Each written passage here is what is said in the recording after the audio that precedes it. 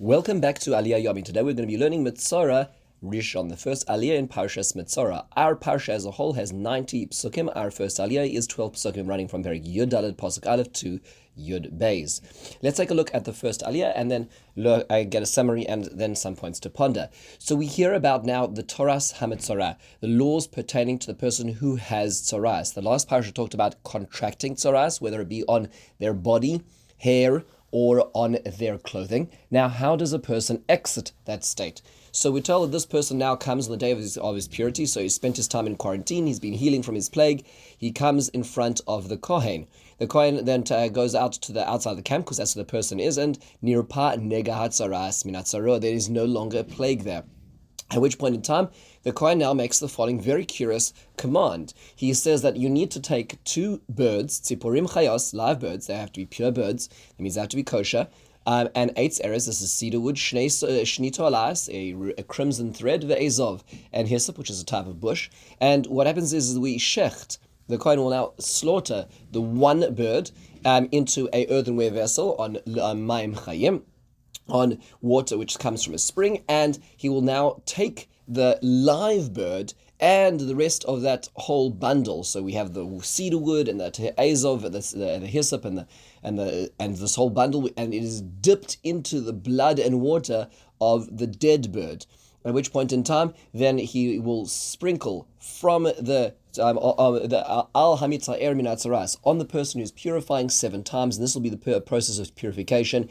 And then he will send off the tzipar hachaya al panei hasadeh, the live bird upon the field, at which point the mitaher, the person becoming pure, will wash all their clothes, shave all their hair, and wash themselves, and then they'll be able to come into the camp and remain outside of their door for 7 days and return to their lives. So we hear about all on the 8th day, then we hear about the karbonos that such a person will bring. They bring 2 lambs. And we hear about the process of what goes on with those karbanas. So this is the process of purification. Very curious, a lot to think about. So let's try to think about a few points. First of all is why birds? Why are birds chosen to be the primary part of the first stage of the purification process? Rashi famously quotes the Gemara in Erech Zayin Amud Aleph is that birds are loud. Birds are metzaftzafim or mefatpatin. They tweet all the time. They not any allusions to any organizations which tweet and make a lot of noise, destructive noise today. But the birds make a lot of noise, and it is to remind the person that what got them into this was a lot of noise, was talking continuously about others, idle chatter, which led them down this very dark path. Which leads us to a fascinating question is, why is this curious process of sending out the bird upon the field? Why is this a necessary part of the healing process?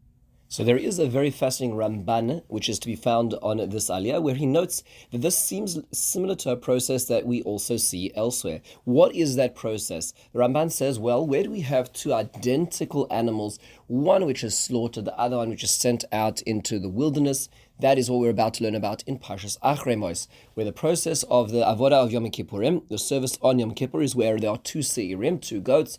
One is slaughtered in the Beis Hamikdash, the other one is thrown off a cliff in Azazel, this valley outside Yerushalayim. So it seems like a very similar process. Here you have one bird slaughtered, the other one sent out al panei hasadeh. The Ramban says, if you want to understand that, go and see what I wrote there. The Ramban has an extensive commentary there in Parshas Achrei Mos, and although it's not our Parsha, just a few pointers. The Ramban does say this is a very deep side. It's a very deep fundamental idea in Jewish faith. However, it is a very complicated idea, and he says, I will reveal to you a little bit of it. So again, anything we know is clearly only a little bit of this. And he talks about that there is a force in the world. There is a force in the world, a destructive force, which is found in wilderness, in wildness. And that force is a force which is under the dominion of Hashem. This is not, God forbid, polytheism, where there are other forces. This is all under Hashem's power and control. However, that force in the world lives in the Midbar. It's the force of the Seir, the force of what is attributed to Esav, who was also the conqueror of the area called Seir. It is the force of war. It's the force of destructive qualities in the world. And it's on Yom Kippur when Israel come together like Malachei Hasharis, like angels, and they are barefoot, and they are in fasting, and they are not wearing leather, and they are in unison. At which point in time, HaKadosh Baruch Hu says, I want you to give some degree of attribution to, or so to speak, a nod to this power in the world which lives in Azazel, which lives out in the wilderness as well. Not, God forbid, that we are sacrificing towards it, because the Torah makes it very clear in Parshas Achemos, you're not allowed to sacrifice to these powers. However, what it is, as the Ramban explains, is as if a king has asked his servants to make a feast for him, and then he asks them to give some of the feast to one of his courtiers. So what the Torah is saying is, at this point in time, the Torah is asking us, in our process of coming closer to HaKadosh Baruch Hu and rejecting paganism and other forces in the world, HaKadosh Baruch Hu gives attribution or acknowledgement of this very powerful force in the world, this force of destruction, which is found outwards. And it is in that force, in a certain sense, is forced to acknowledge the purity of the nation of Israel. Very complex idea, not something to be misunderstood. Requires a lot of a deeper understanding to appreciate. But to appreciate, there's much more going on in this than simply birds and goats flying around. Now, another question that Aliyah is, why the cedar and the hyssop? Why are these the two organic instruments of choice? Rashi explains that the cedar is a very tall plant, certainly in the Middle East. Cedar is Lebanon, and the hyssop is a very lowly bush. And the reason is because a person who sinned to get Tzaraas sinned in a selfish way. It's a narcissistic sin which leads, all of those 7 sins are very narcissistic, which lead to Tzaraas, and to fix that one needs to be able to lower oneself. So this is the process, the metaphoric process of change. Finally, there are worthwhile noting that there seem to be a number of comparisons between the Korban Pesach and the Korban brought by the Metzora. And it's interesting, he has a few of them. So even in the words describing the Korban Pesach, when Hashem says about the Makas Bechoros, he calls it Oid Nega Echad Avi El Para. I'm going to bring one more plague. This is the plague we're healing from here. We also know that there's 2 birds in the healing from Tzaraas. And we know that when it comes to the Korban Pesach, there's Israel and Egypt. One is sent out into the field, the other one is killed in the water. That is the Egyptian reality, the Egyptian bird, so to speak. There's the hyssop cedar wood and dipped in blood, and that's when the Korban Pesach brought in the night of Makas Bechoros is the hyssop cedar wood and also dipped into blood when painting the door frames. There are 7 days of being disconnected by the Metzora, and there are 7 days of removing chometz from the home when it comes to Pesach, the Korban Pesach. When it comes to sending out the bird to the field, and then the words are V'shilach es hatzipora chayal pnei hasadeh, and those are the same words used in Sefer Shmos in describing Bnei Yisrael. Achrei ken yishalach eschem mizeh, you are going to be sent out from here. So really a lot of comparisons. What do we make of all these comparisons? It's not us that's necessarily just noticing it. The Ramban already notes that this is Hinei Hem Kidmus Pesach Mitzrayim. It seems like the Korban Pesach brought in Egypt. What's the significance of this connection? Rabbi David Foreman has a very beautiful observation, and he points out that there are 3 people in the Gemara in Cotton who have similar behaviors. They are a Metzora, an Avel, and a Menudeh. Metzora is a person who receives or contracts the plague of Tzaraas. An Avel is a person in mourning, and a Menudeh is a person put into Cherem, put into his dispossession. He's being, so to speak, cursed in the community. What is interesting about this is that there are a number of halachas which follow in a similar suit. They both walk. An Avel and a Metzora have to walk barefoot. They are outside of camp. They have to tear their clothes, grow their hair. A lot of very interesting comparisons.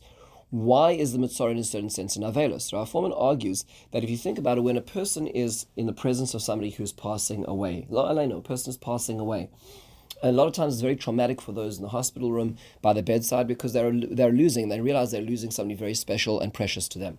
But if one reverses it and thinks about the person in the bed for a second, it's actually much more traumatic to them, because as opposed to losing one person in their life, they stand to lose everyone in their life. All the people in their life are really being lost.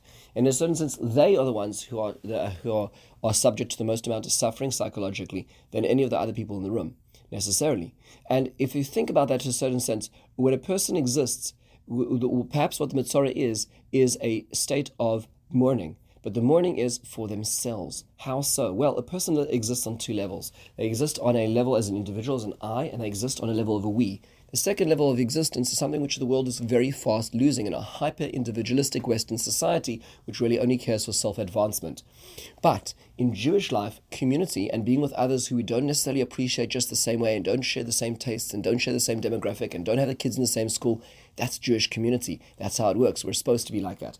And so when a person is in the context of others and doesn't want to be, and they badmouth others, and they're arrogant about others, and they do all the other 7 sins, which are really very much selfish sins, which lead to Tzaraas. They're about cutting a person away from a community, cutting themselves away from broader experience and expansion of character.